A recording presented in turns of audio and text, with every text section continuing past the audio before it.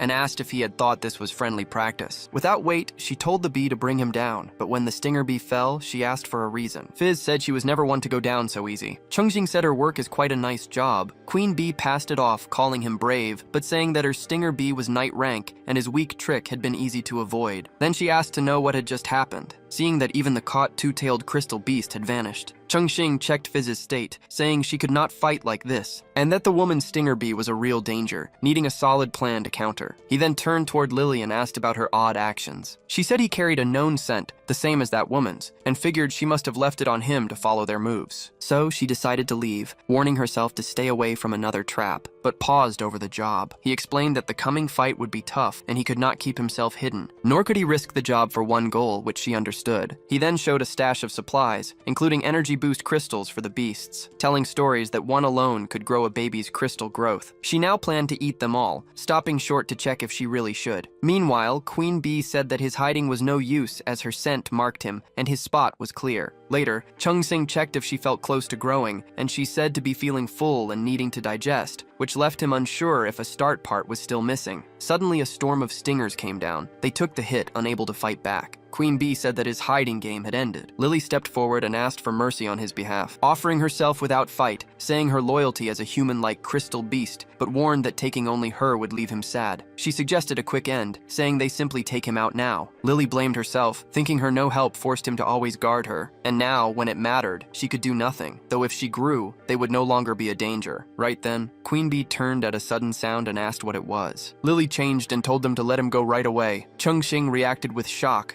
seeing that she had grown. The human-like crystal beast, royal class Lily, had gone up to apprentice knight. Queen Bee asked if she really thought growth alone would change the result, saying that he still stayed in her hold and told her to drop her weapon or lose her master. But Lily showed her new skill, red dragon's blood, letting out crystal beast energy with each breath, and she turned on her aura of weakness to lower the enemy's skills. Queen Bee said it outrageous, shocked that just being there had shaken her. Chengxing said the timing was perfect and told her to hit. Queen Bee gave a quick order to hold her down and send another bunch of explosive needles, but Lily stood her ground without moving. Queen Bee figured that her strength had jumped far past normal growth, reaching a power most beasts needed 2 full ranks to get. In a fast move, Lily burned the bee with her king's flames. Even then, Queen Bee warned her not to get cocky, as she had more than one crystal beast. But then a wave of fear hit her. At that moment, she felt real fear. The 2-tailed beast had come back with backup, coming down with the serious feel of a big dark event. Despite that, she still laughed it off and passed their thought that adding one more wild crystal beast to their side would give them a shot against her, using the exact feel of saying win with half the cards still missing. She told them to remember this day, promising to even the score next time. Chengxing asked if that was it. Just scared off like that. He said that as far as bad guys go, that show leaned to shy full-on style from the detective agency levels of self-hurt flair. Suddenly, the beast stepped closer, getting his attention. Lily explained that he had saved a child from its tribe, so it felt thankful and wanted to invite him as a guest. And he asked if she could really understand it, to which she said that she could get the general idea. Then she asked if they were going, and he said to let them follow since the invite felt real. Besides, visiting a crystal beast tribe was a rare shot, and they might find something unexpected. Later, Chengxing asked if this was the area of the fox demon tribe. They got to a huge statue. He said he had not expected such a hidden spot, and said it was not even on the association's map.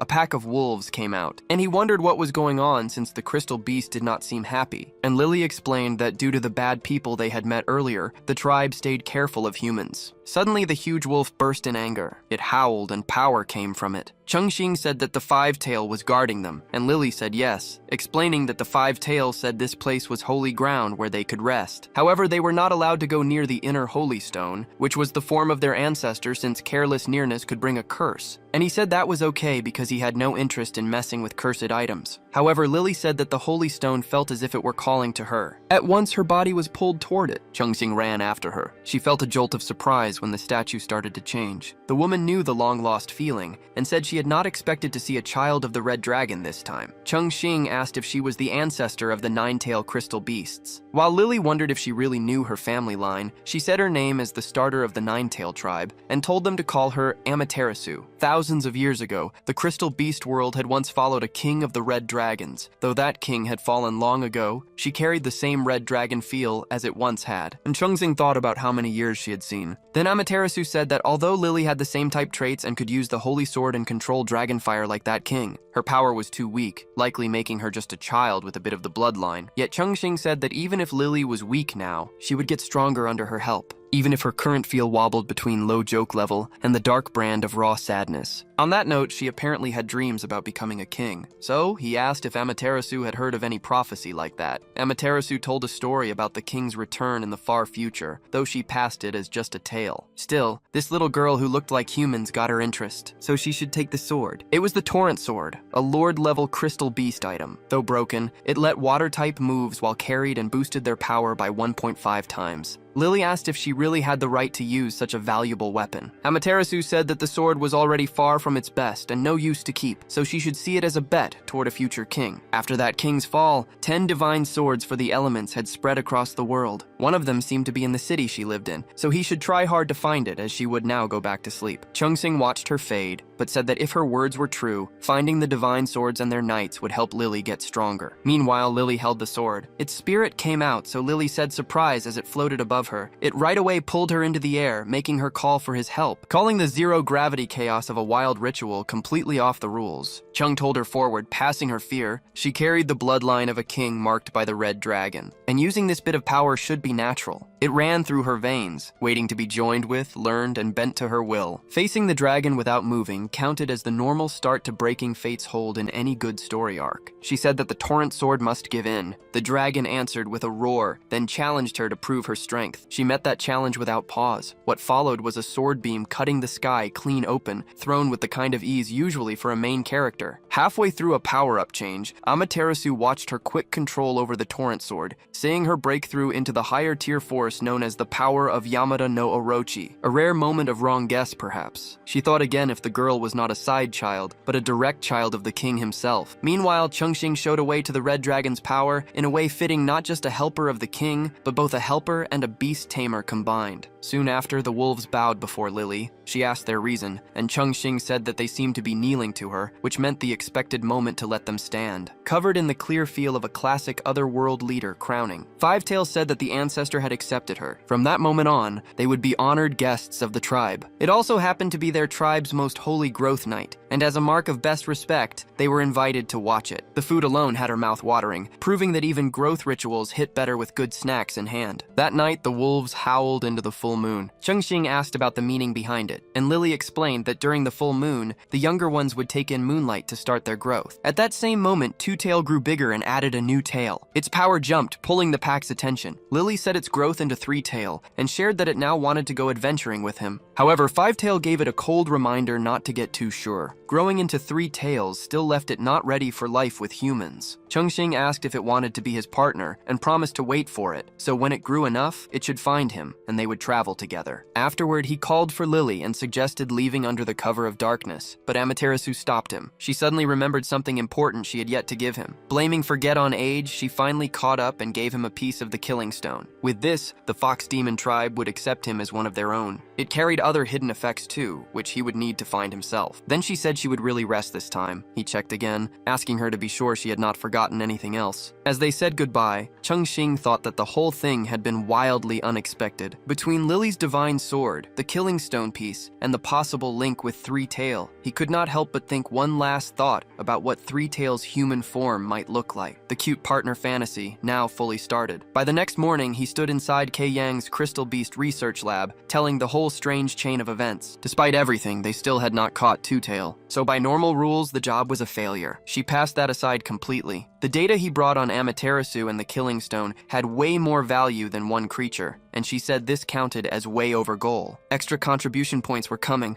more satisfying than any flashy top reward screen. He kept the prophecy to himself for now, but decided to test the waters. He asked if the association had heard of anything about the Knights of the Crystal Beast World or Divine Swords. Kei Yang said the Knights meant nothing to her since her research focused on the Fox Demon tribe. However, the Divine Swords had come up before. Beast Tamers had vanished during big contests, only to show up days later with no memory of what happened. The only trace left behind was a faint memory of a burning demonic sword. That night, Chengxing turned the words over in his head, thinking if this burning sword was the same divine sword Amaterasu had talked about. Fizz showed up without warning, making him ask the reason for her sudden entrance. She said it was time for some training. With Lily now having high-level gear, she had likely gotten a big power boost, and Fizz had no plan to fall behind, but Lily said she could not hold it back, which coming from someone handling power control like volcano bursts, barely got close to right. She stepped into view too, making a worried call from him, though she passed it off with a calm down, saying she had only gotten a little wet. Controlling water flow was much harder than fire, but he reminded her not to, pushed too hard and said she was already doing great. Recent comment from Kei Yang came back to his mind about beast tamers disappearing, and he thought if those vanishings had all happened mid-fight. If he planned to look into it more, he would need a practice partner, not one who treated every match like the end of a robot show. Elsewhere, Jinling ran into Chengxing. She steadied herself, thinking that it was just dating him and she should stay calm. Chengxing saw her and said something about their surprise meetup, wondering what brought her there. He explained that he was just looking for a partner for a beast fight and met her by chance, which nicely matched the kind of forced setup a shy lead might say before starting a boss party. He then asked if she had time to practice. She said it was the perfect chance since her beast Xiaofeng had just grown and needed a real test. She called her Night class Phantom Beast, Frostfire Phoenix. Chengxing said the quick change with the Ice Phoenix, now reborn as a Divine Phoenix. It's coming alone, dropping the air temperature by 10 degrees. They had faced night-tier foes before, so Lily should stay calm and ready, and she said she understood. Xinling right away told Frostfire Phoenix to start with Frozen Silence Coffin, trapping Lily in a way more showy than a tough finisher. Chengxing thought if Xinling was on purpose, hiding her full strength behind a shy front, only to lead with her strongest move. Anyway, even so, the attack did not have the power to hold Lily. He gave the order to break the ice, and she did it. What followed was the release of her King's Flame. Xinling said the hot intensity. Seeing his recent gains since their last practice, he matched her step up, and Lily was called to push the attack too.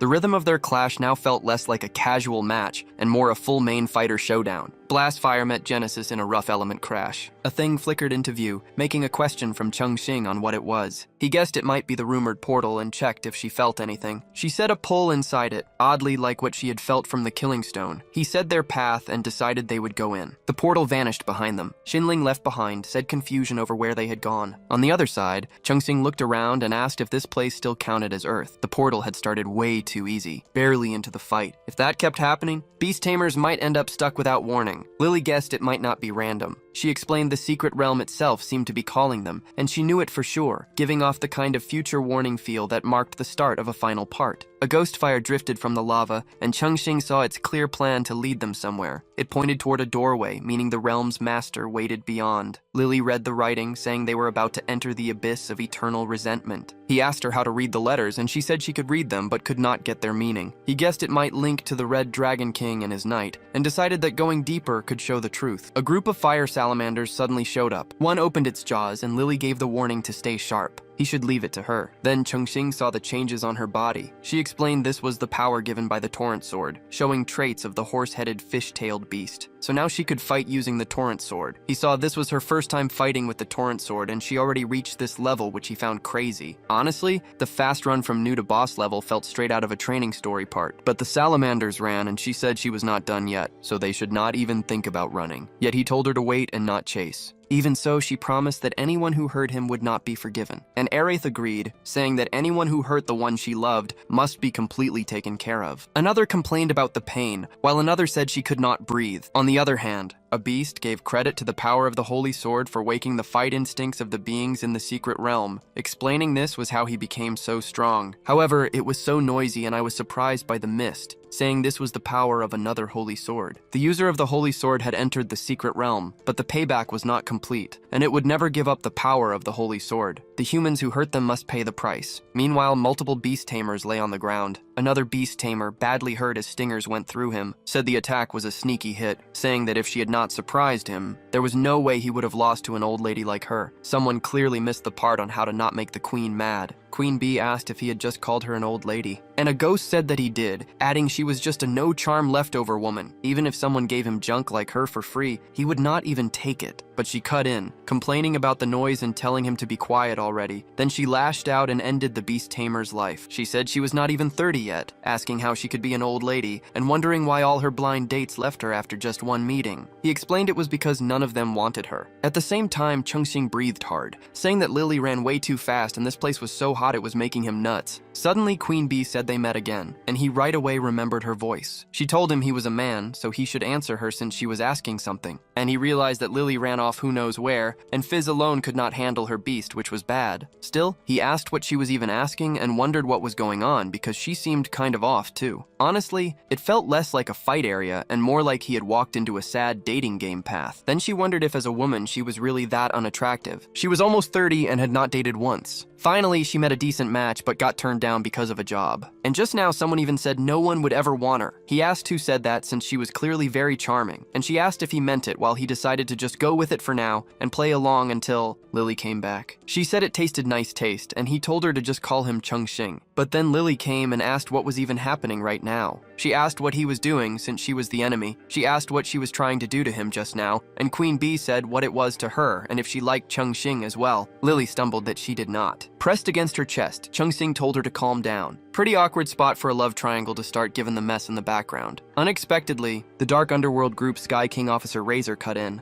asking what she was doing here and if she had found the Holy Sword. Lily quickly saved Chengxing as the end saucer flew their way and split a mountain in half. Then he moved forward. It looked like he would have to clean up this mess for Queen Bee. Chengxing explained that he had been the one making her work extra. So, the reason she did not even have time to date was a group that took away happiness like this. Yet she still felt the need to stay with them. Still, Razor said she would never turn on the group, so trying to get him mad would be no use. Since their group paid really well, he told Twin Blade Mantis to crush them. It jumped with crazy speed, but Lily blocked the hit, probably using her inner tough guard. Her hand shook, so he warned this was not good because her strength could not match the opponent. He thought that money was not everything since it could not buy the love she really wanted. And Aerith said that he smelled of fear. Razor said that he was a stubborn pest and told Twin Blade Mantis to turn on the power boost and cut him apart. Lily was completely overpowered and sent backward, easily winning like a side character. 5 parts away from the forced end, Changxing got worried as the ghost said he was done, and this was the end. Razor said yes and told the Mantis to send the steel blade slash. Lily felt helpless against it, but Fizz burst in before her. Normal surprise helps the unit show entrance complete with shine. She stopped the attack, though the hit almost got her. A ghost said the fight back was no use, and they would all be taken out, but he asked where that annoying voice even came from. Razor groaned that Changxing was such a pain and asked why she was just standing there and if she had really turned on them. While Aerith wondered if talking her over was even possible, Changxing said that money could be made again. But once youth and beauty went away, they were gone. So did she really want to live without ever knowing love? He tried hard to find something good to say before it was too late, and a ghost said that everyone's lives now hung in his hands. While another muttered, they might as well give up, and if they ended, whatever. Real helpful crowd, those guys. Razor said that with enough money, she could get any man she wanted, but Changxing said no, as not real love. He could not stand to watch her waste her best years and miss out on the love meant for her. Mad, Razor told Twin Blade Mantis to take him out first. Lily and Fizz got tense with worry. Then Queen Bee's group of explosive needles rained down on the Mantis, proving once again that every team needed a surprise attack unit. Razor pulled back at the change. Queen Bee then asked if he could be her true love, and he said that he would not mind. Lily and Fizz stood shocked by the show. Razor called her a no-brain woman and said that today he was doing some team cleaning. Queen Bee warned that it was too dangerous here, told him to go hide for now, and told Stinger Bee to send Needle Dance. Razor laughed at the cheap moves as he told Twin Blade Mantis to change into Twin Blade style form too. Meanwhile, Changxing checked if she was okay, and Lily said normal after the fight check. Then he saw that Queen Bee clearly was not matching the enemy, so he asked if she could call on the power of the Torrent Sword, and she said she could, but needed a moment. The Mantis stayed unstoppable, and right away crushed the Stinger Bee. Razor pointed at her next and promised she would pay for her turn, but Changxing said no to letting this go on. Lily had gathered the Torrent Sword's power. She sent a vortex force. Razor was thrown through the air, promising he would come back. While Queen Bee complained about being caught in the blast, someone clearly had not turned off a friendly hit, asking if he really just hit his own team. Fizz grumbled that he was meant for leaving her to talk with Lily and some other girl, so now she felt lonely, while Lily pouted that he was worrying about the enemy instead of focusing on her, calling him a big dummy. Fizz told him to come cuddle with her while Lily asked him to look only at her. Changxing blinked in confusion, wondering what was going on and why they were saying such odd things, guessing that maybe they were also hearing that weird voice. Then a ghost said that good girls were throwing themselves at him, so how long would he keep acting noble, while another said they should just enjoy the moment. Nearby, a beast muttered that they should give in to want and quietly fade away. Caught in between, he told them to calm down. They were surrounded by a bunch of female ghosts. Fizz said that even at a time like this, he was still thinking about other women. A classic main character move if there ever was one. Suddenly, the Torrent Sword glowed. It said that now only he could protect their king. He was surprised to hear its voice again, but the Black Hound walked forward. Then it fired a beam toward him, but it got startled. The power of the Torrent Sword blocked its attack, pulling a full tough wall of pride and stand. At the same time, Changxing held the sword. He asked what was going on, and if he could use the Torrent Sword's power too. All of a sudden, a group of ghosts launched toward them from behind. However, one slash took care of them all, and not even top fighters get that kind of clean win. Torrent explained that when the Holy Sword was held by a king, it became a sword of kings, and when held by a knight, it became a sword of protection. So anyone seen worthy could use its power, and Changxing realized it was telling him to protect Lily. Then he asked if she was okay. Unexpectedly, Luna showed up. He was surprised when he heard her. She wondered why he would not come save her, adding that if it were not for Lily, she would not have ended up like this. But the Torrent Sword told him to snap out of it, warning that if even he, the most level-headed one, fell under the spell, they were completely done, basically calling him the smart helper of the group. Changxing's eyes opened wide. He decided that the Black Hound tricked him by pretending to be Luna, so it was the one behind all this. But the Black Hound right away attacked. He said it was the one who had just tricked Lily and Fizz too. The Black Hound did not answer and attacked again, but a barrier blocked it, standing firm like a strong circle with family issues built in. He wondered why it was getting stronger and stronger, and if it could take his feelings as power. Fizz got clear again and swung her tail. Lily came around too and saved him. She asked if he was alright, and he asked if she was okay now. and she explained it was all thanks to her cleanup skill. The Black Hound said that as a crystal beast to have such a strong want to protect humans was impossible. Changsheng realized it could turn feelings into power, so during the fight they must keep a calm mind, and they agreed. Not that calm ever lasts long in stories. At the same time, they attacked the Black Hound. He told Fizz to use poison mist to cover Lily. At the same time, she jumped ahead, but Changsheng warned she should watch out. A bright light flashed as the Black Hound sent its beam to her. Suddenly, the Black Hound's holy sword said its only goal was to protect the king, refusing to let its power be turned against him. This stopped the Black Hound mid-attack, leaving it shocked. Changxing told her to take the chance. She caught the torrent sword and sent the torrent's secret art, Azure Abyss Slash. A surge of energy went through the Black Hound as shockwaves spread out. The beast fell, beaten. The torrent sword called it the Angry Holy Sword. Still as stubborn as ever, Lily said it was yet another holy sword, one that could easily be called the Sassy of Blades, giving off anger and high-up feel. Angry Holy Sword said sorry for its rudeness, explaining it could not yet give her its power due to an unfinished job. Meanwhile, Fizz asked what they should do about the Black Hound,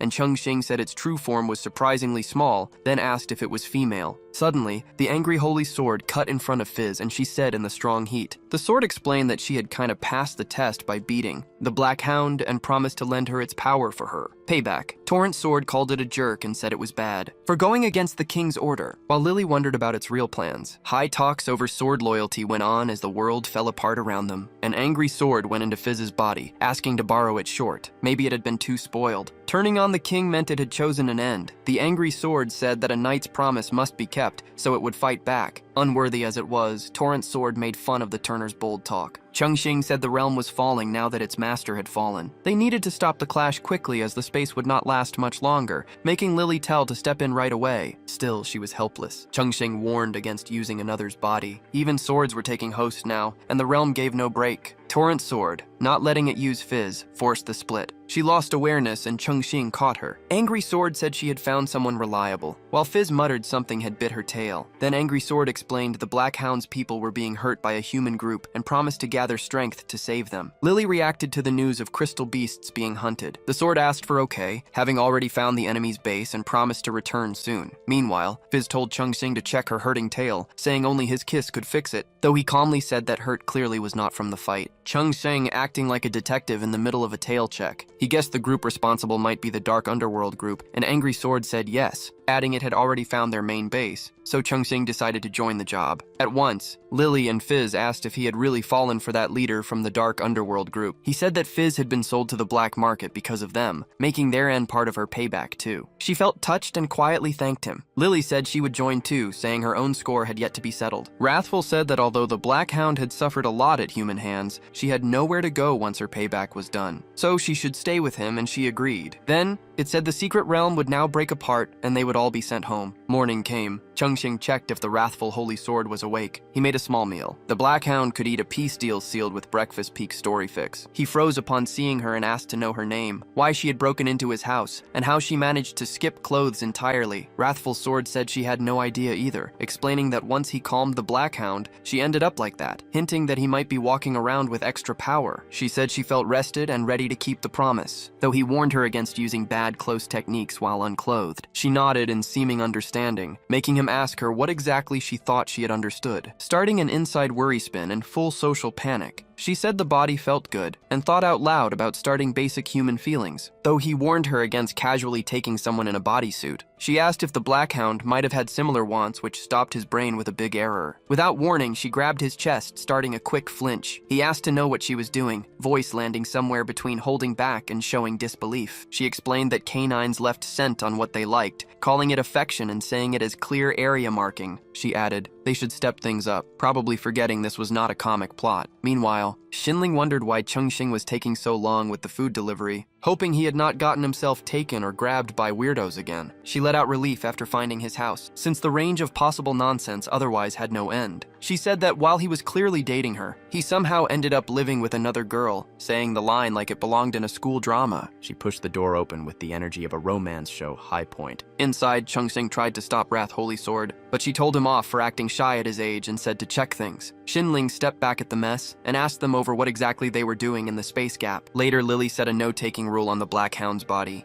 Fizz said on the levels of no shame a girl could reach, and Xinling complained that Wrathful Sword somehow got in first, despite being the new one. Wrathful Sword asked if plans were complete, saying she had followed 2 targets to their base and first planned to offer herself to Chengxing to help the Black Hound fit in, because that had apparently been plan A. Xinling asked if he was really going to the Dark Underground Gang's main spot, warning that the leader had a nightmare-level name and suggesting they tell the association first. Wrathful Sword passed that idea, pointing out the association was full of Dark Underworld group helpers and that contacting them would ruin their cover faster than a weak spot in a dangerous area. Lily suggested clearing out the group that hurt Crystal Beasts and Wrathful Swords, supporting raising their hideout and paying back both the little one and its king. Chengxing, playing an unsure planner, reminded them they still had no full idea of the enemy's strength and warned against rushing in since the gang held both number and unknown edges. Also, this was supposed to be a look around, not a story end. The Dark Underworld group base had the feel of a scary set. Inside, Razor and Queen Bee sat tied to chairs, but not in the fun kind of way. Queen Bee promised they would get the Holy Sword with another chance, but Razor cut in and said it was already too late since the boss had decided on the end. The boss thought if she truly seemed like someone who punished every miss,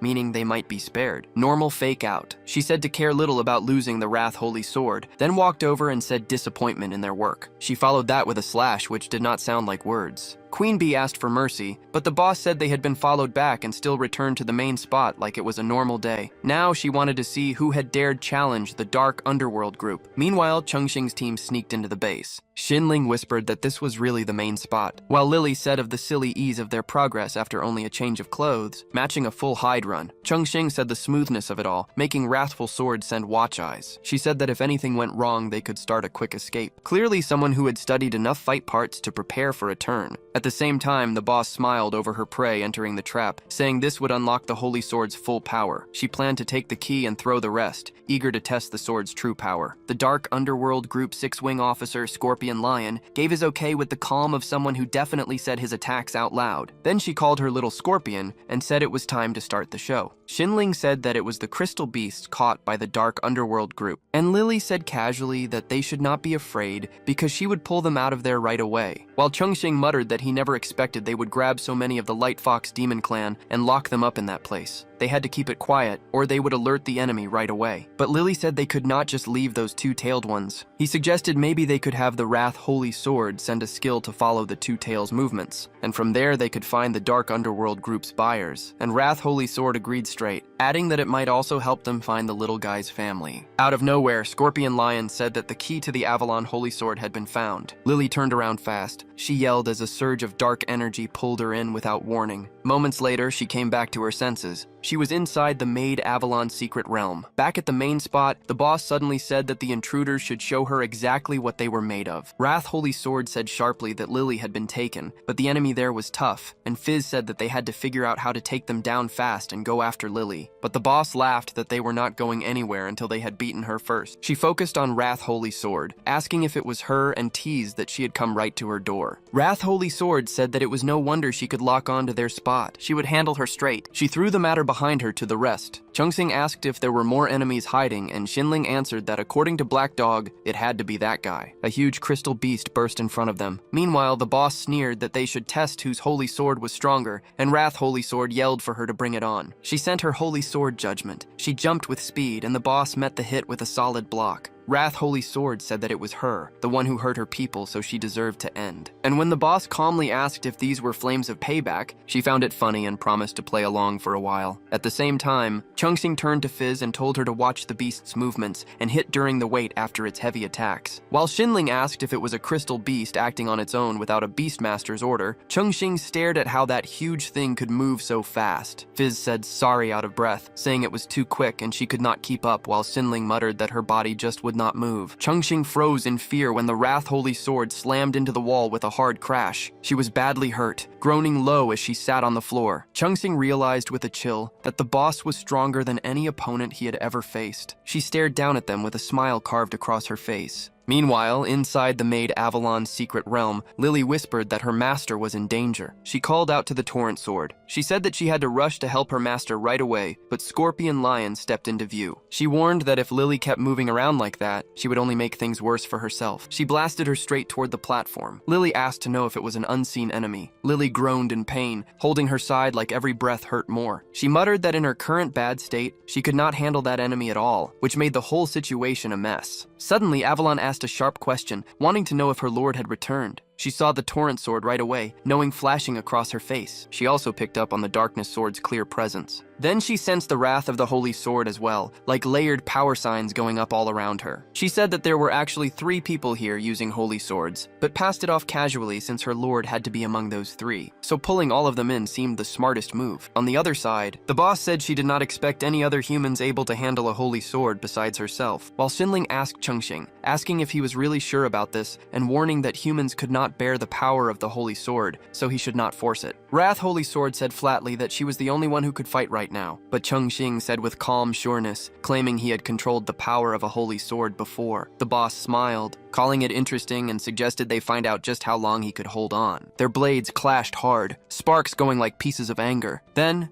out of nowhere, a golden light burst, filling everything around them in bright shine. Chengxing froze for a bit, completely thrown off by it. Meanwhile, the boss asked in a low tone if the key worked. The 2 of them were taken by the shining light and pulled away in an instant. A few moments later, Chengxing came to, waking up inside what looked like the maid Avalon secret realm. He asked out loud where this place even was, looking at the unknown surroundings. He realized with surprise that every single hurt on his body had completely healed. While Lily leaned in, asking if he was okay. He gave her a confused look, asking why she was there too. Elsewhere, the boss said, wow, that this was the strongest sword, and said she had finally found its true form. Avalon's reaction started alongside hers, energy going through her presence. She said that knowing had been given, and asked the question of who exactly was the true child of the Dragon Emperor. Her gaze then dropped to the boss's chest, and a little puff of steam came out of her nose. She mumbled that she remembered how his previous master had shown the exact same kind of generous, open mind. Out of nowhere, Lily changed, her light surging with force. Avalon right away said that she could sense a strangely known scent on her. Lily said back that this was exactly why she said she was closer to being the golden dragon, but Avalon passed it entirely, saying it did not matter since she had already chosen that lady as her master. The boss laughed that it seemed the holy sword did not like the little girl much, and Lily said back, asking what she just said. Avalon easily added that innocent girls were nice, sure, but mature big sisters had a deeper charm, while Chengxing quietly grumbled that the so-called sword in the stone was basically just a pervy old man. He then muttered to himself, wondering if the strongest holy sword actually chose its user based on looks. Avalon perked up suddenly, asking if there was another man around. She made it clear she was not like the other holy swords at all, bragging that she stood on equal ground with the Golden Dragon Emperor and had no reason to stay loyal to the Golden Dragon clan. So, she would choose whoever she pleased. Chengxing decided to turn the situation around, saying that if they could not win in single quality, they would win through numbers. He spoke to Avalon directly, teasing that he had picked up some nice items over there. If the strongest holy sword chose his Lily, she could also enjoy playing around with those pretty sisters.